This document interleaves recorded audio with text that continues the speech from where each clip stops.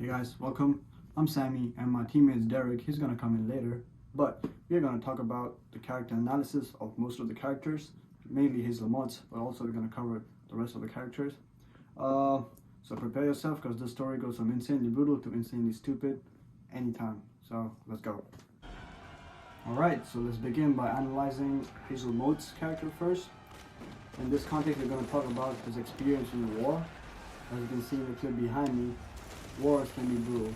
And this has resulted in a profound sense of cynicism and skepticism, which pervades his worldview. His experience has also left him with a palpable feeling of estrangement and a lack of purpose, which is exacerbated by the physical and psychological scars he has sustained in the war. The horrors of war and being wounded in it leads Hazel into losing his faith in the religion of Christianity and opening up to nihilism.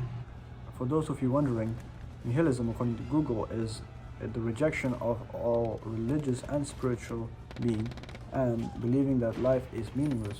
So basically, this war has essentially rendered him as a disaffected individual, grappling with the futility of existence in a world that he perceives as morally bankrupt and devoid of meaning. Most of Hazel's actions were driven by his traumatic mind, as he has severe PTSD from the war. This is understandable as he was wounded and there was shrapnel left behind in his shoulder, which has always been there in the back of his head. This hurtful mind of Hazel has always affected his decision making and also the people around him. It has also affected the way he views things and his religious perspective. To talk about Hazel's childhood, it is ironic how he turned out to be an atheist because his grandfather used to be a preacher and Hazel grew up in a very strictly religious Christian household. We also learned that Hazel's grandfather always spoke to Hazel about the word of Christianity and how Jesus died for our sins. And it is weird to see how Hazel grows up, goes to the war, and comes back as a completely different man, changes his whole perspective on religion, and takes atheism into practice. Hazel is a very young man in this book. He's just of 22 years of age, and to have your family abandon you at such a young age is very hurtful, it's problematic. And to see him wander around just after the war, bruised, wounded, and mentally hurt is crazy to see. Just after World War II, there were thousands of soldiers who were still mentally and physically disturbed or hurt that they couldn't even continue their life beyond the point. But Hazel is a brave man and continues to do so without the support of any relative or family member. Or maybe this was a good thing for Hazel, as he was more independent and free to do whatever he wants. He was more of a free roamer and didn't have anyone to tell him what not to do otherwise. Maybe the life he lived before the war was full of interruptions from the people he knew, and the new life has given him a new meaning and opened him to a whole new world. Throughout the entire book, we can see many instances of how short-tempered Hazel Motes is. For example, when Enoch takes him to the museum to show him the mummified dwarf or a baby, he is annoyed and he hits Enoch with a rock, leaving him unconscious on the side of the road. This is a very disturbing behavior which may have been originated due to the lack of any family presence or abandonment of his family. And now we're going to talk about how Hazel Motes decides to make his own religion or create his own religion. This was an idea which began when Hazel was roaming around the streets and sees this pastor or a preacher, a blind man called Asa Hawks. Asa is accompanied by his 15-year-old daughter Sabbath Lily Hawks, who is also seen multiple times throughout the whole book. She helps her father collect money from the faithful by preaching the message of the God. Hazel comes across Asa and Sabbath on the roads preaching, and this encounter does not do very well for Hazel, as he decides to create his own new religion and call it a church without Christ. I don't need Jesus. What do I need Jesus for? I got Leora Watt. As you see in the video, Hazel is pretty agitated and determined to create his new religion. He makes a scene and attracts people and tells these people to know that he's coming out with a new religion and he's going to name the church Without Christ. This scene is a bit different compared to the books, but still manages to grasp the exact situation. Hazel Moses' story comes to an end when he decides that he is going to kill the man who is pretending to be him by running him up with a car. He successfully manages to do so and then goes off and buys himself some lime and a bucket to blind himself. This shows Hazel's dedication towards his own religion, as he was prepared to blind himself at any cost and was successful in doing so. It is interesting to see how a man like Hazel Mott, who has embraced nihilism, is still longing the spiritual satisfaction of a religious person. Hazel, who has a barbed wire wrapped around his chest and is also blind, decides to leave his house in the freezing weather and is found 2 days later by the police. When they find him, they accidentally kill him by hitting him in the head with a club.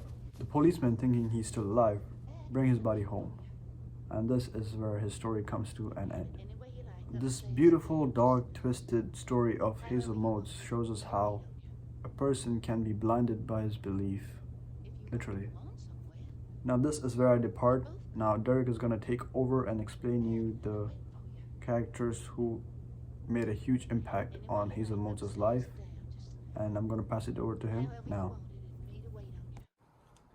Hi guys, my name is Derek, and I'm gonna do a character analysis on all the other side characters, including Enoch Emery, Lily Hawkins, and Hoover Schutz.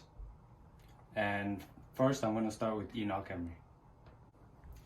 Enoch is the young man who is depicted as Hazel Mode's protege. Enoch is a disturbed and troubled young man who was desperately searching for compassion and love from people. In the story, Enoch is depicted as having a repelling vibe around him, where characters in the book are constantly put off by him. Enoch Emery is drawn to Hazel's charismatic and confident personality, and Hazel sees Enoch as his protege, who he can impart his own philosophies and beliefs onto. However, throughout the novel, Enoch remains resistant to Hazel's teachings, and there's a power struggle between the two. In this sense, Enoch Emery can be seen as a symbol of the challenges and struggle that Hazel faces as he attempts to come to terms with his PTSD. Enoch represents Hazel's own inner turmoil and uncertainty, and the relationship is a reflection of Hazel's own internal conflict. Alright, next character I'm going to be talking about is Sabbath Hawks. Sabbath Hawks is a teenage girl who helps her father get money from the faithful people on the street. She knows her father is a fraud and is not blind, but realizes their livelihood depends on maintaining this fraudulent lifestyle. She attempts to seduce Hazel Motes into becoming her husband or lover, although she fails to do so. On one front, Lily Hawks can be viewed as spiritualistic, innocent, and one who's looking out for her father and helping out her family by any means possible, which makes her more of an appealing character. On another front, she is viewed as a girl who's motivated by her own greed and her own need for financial stability, hence why she seduces Hazel. It is also possible that Hazel's desire to seduce Lily is a manifestation of deeper psychological or emotional needs, such as a desire for validation, intimacy, or connection. In this sense, Hazel's relationship with Lily may be a reflection of his insecurity and need for confirmation that he is true to his beliefs. In his dynamic with Hazel, Asa embodies a world-weary and cynical perspective on religion and spirituality.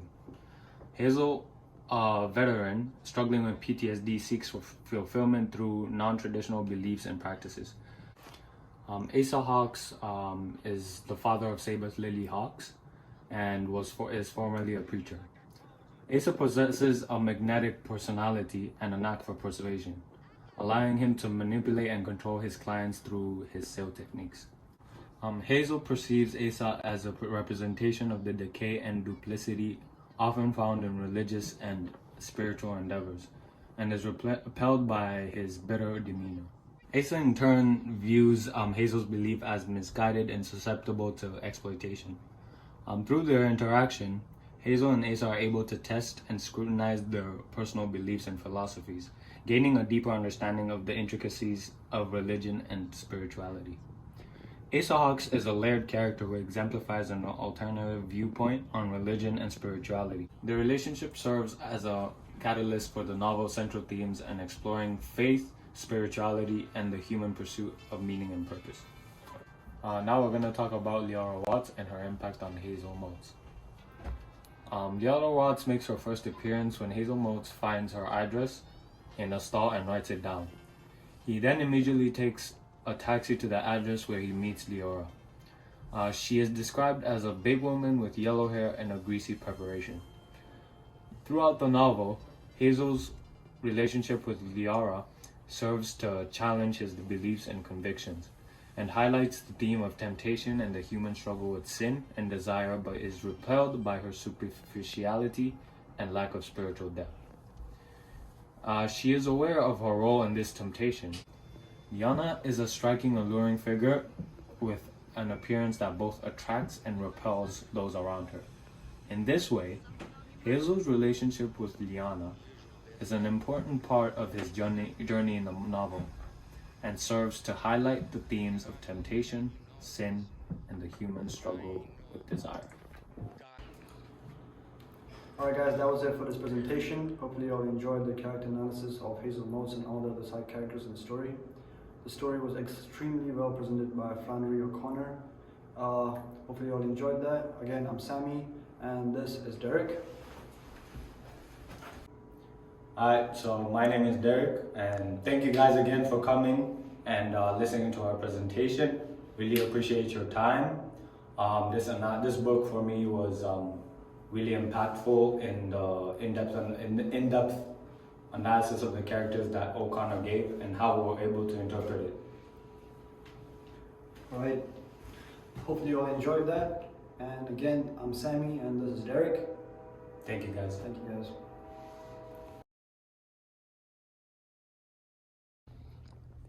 Hey guys, that was it for our presentation. Again, I'm Sammy. This is all the other side characters in this story. The story was extremely well presented. What? Yo, wait!